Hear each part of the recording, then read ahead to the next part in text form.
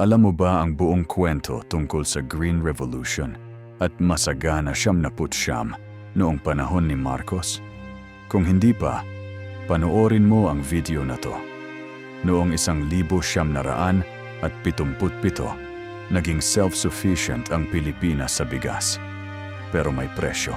Isipin mo ito, isang bansa na dati ay nag-i-import ng bigas, biglang nag-export. Libu-libong magsasaka ang may bagong binhi, bagong pag-asa. Sinabi ng gobyerno, ito ang bagong Pilipinas. Pero ilang taon lang, ang mga magsasakang iyon ay walang lupa na. Paano nangyari iyon?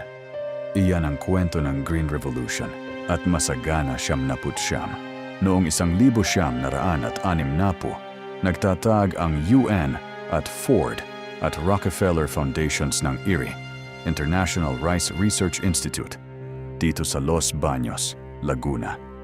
Ang misyon, lutasin ang gutom ng buong mundo.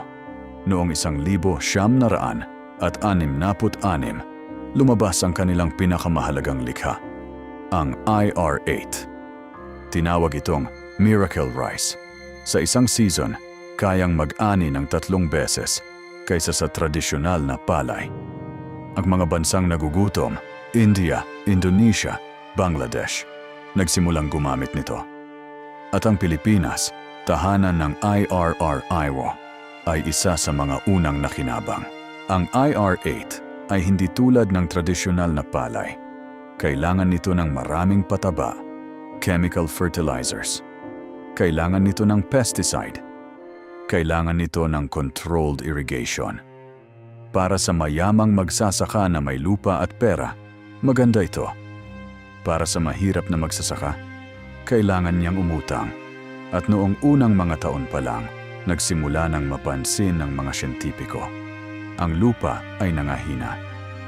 Ang mga isda sa mga palayan ay nawala dahil sa pesticide. Ang biodiversity ng tradisyonal na palay, daan-daang varieties, ay unti-unting nawala. Pinalitan ng iisang klase. Tinatawag itong genetic erosion, at ito ay isang hindi inaasahang epekto ng Green Revolution sa buong mundo. Noong 1973, isinagawa ni Marcos ang kanyang programa, Masagana 79. Ang pangalan mismo ay puno ng pag-asa. Target, 79 na kavans ng palay bawat ektarya. Para maisakatuparan ito, nagbigay ang gobyerno ng subsidized seeds, fertilizer, at pinakamadaling loan na makuha ng magsasaka sa kasaysayan ng Pilipinas. Hindi kailangan ng collateral. Pumirma ka lang, mayroon ka ng puhunan. Sa unang 3 taon, gumana ito. Ang produksyon ng bigas ay tumaas ng 20%. Noong 1977, para sa unang pagkakataon sa modernong kasaysayan, naging self-sufficient ang Pilipinas sa bigas. Ito ang tunay. Hindi ito inimbento, pero may mga bagay na hindi sinabi.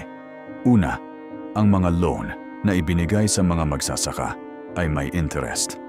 At nang bumaba ang presyo ng palay noong kalagitnaan ng 1970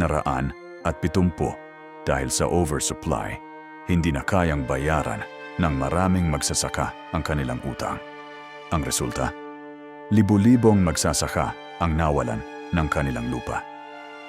Pangalawa, sino ang nagbenta ng fertilizer at pesticide na kailangan ng programa? Ang mga kroni ni Marcos. Si Marcos mismo ay may kasamang negosyante na nagmamay-ari ng monopolyo sa fertilizer industry. Kaya ang magsasaka ay obligadong bumili sa kanila, walang ibang pagpipilian. Ang programa ay nagpayaman sa iilang tao, habang ang karamihang magsasaka ay naghirap pa.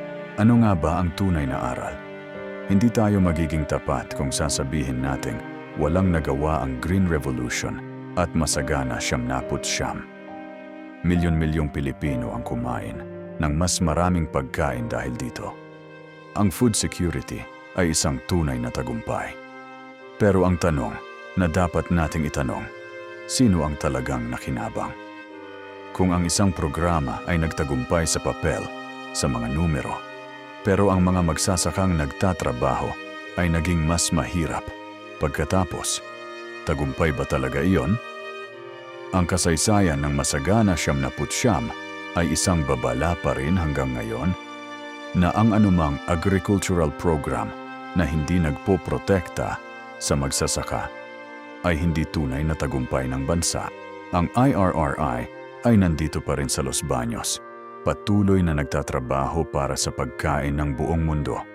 At ang mga magsasaka ng Pilipinas, patuloy na nagtatrabaho sa parehong lupa. Ang pagkakaiba ngayon, may mas maraming tao na nagtatanong, sino ba talaga ang dapat makinabang sa kanilang trabaho?